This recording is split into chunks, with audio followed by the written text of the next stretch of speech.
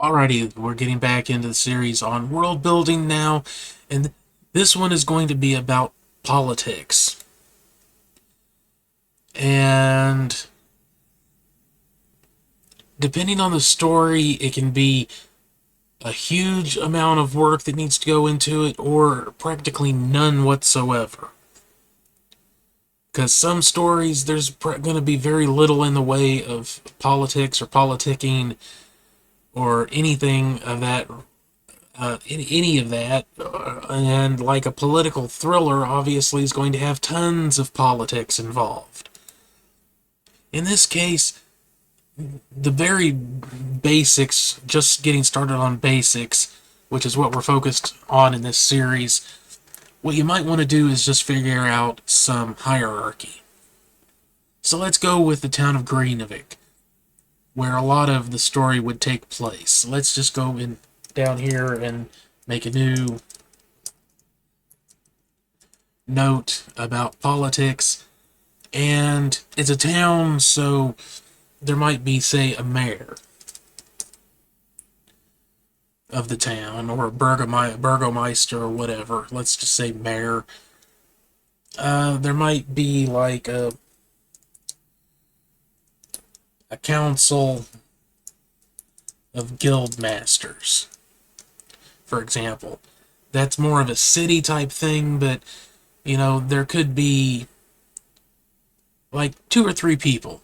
It doesn't, you hear the word council and it might make you think, oh, this means a huge board room full of people. No, not necessarily. It could be just a handful of people.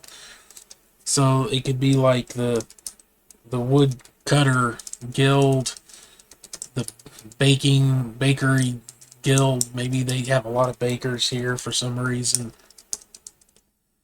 Um, the archers, or let's just, instead of archers, let's say the hunters guild, and what's something else you'd find in a heavily forest towns, crafts people.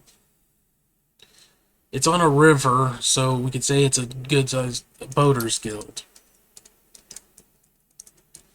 which could include fishing and whatnot, but let's just say boaters guild. So now we have the basics of our politics for the town. We have a mayor, and then we have a handful of guild masters who are kind of the second strata of politics in the town. We could even say, for example, or rather than another guild, we could say that there could be a handful of other important people in the town. So maybe a postmaster, apothecary,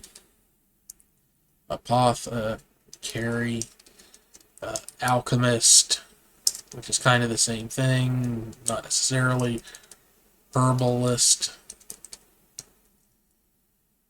You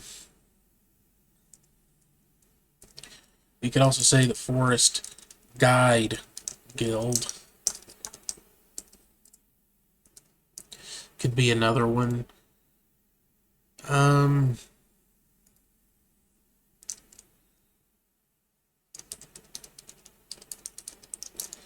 A lumber mill owner, or the lumber mill owner.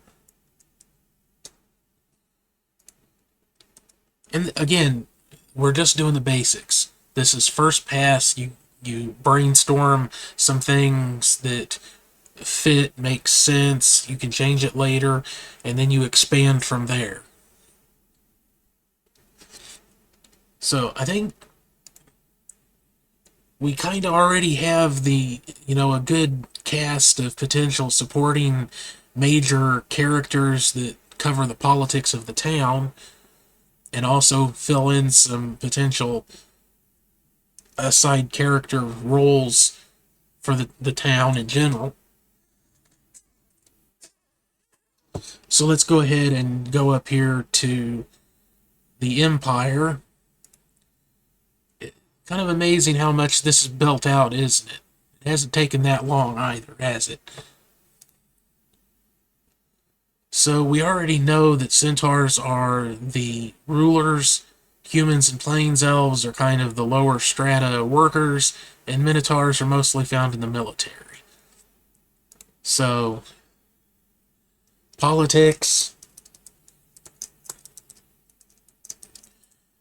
um, exclusively the realm of the centaurs. Minotaurs never rise higher than low level officers. Humans and elves never become officers in the military.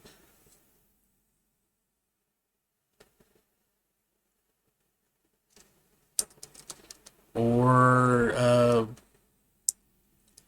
have any roles in politics. So, what kind of empire is it? Um, again, we already have kind of the Cephanese Centaur dynasty. These are the rulers, so we know that there is kind of a kingship or an imperial family. Let's say that 70% of the highest offices are held by members of the Cephanese Centaur dynasty, or their spouses. So basically, yeah, 70% of the people that are in control are part of this family somehow. So let's go ahead and go back down to the woodland elves. So we know it's a magocracy. Spellcasters have the most powerful. So again, is there like the leader of the mages, or is it a council? So let's go ahead and say that a council made up of the highest ranking spellcasters in the random number, not even looking, 8 disciplines of magic. Disciplines? Sometimes I have to make sure I'm spelling words right. Oh, I was not.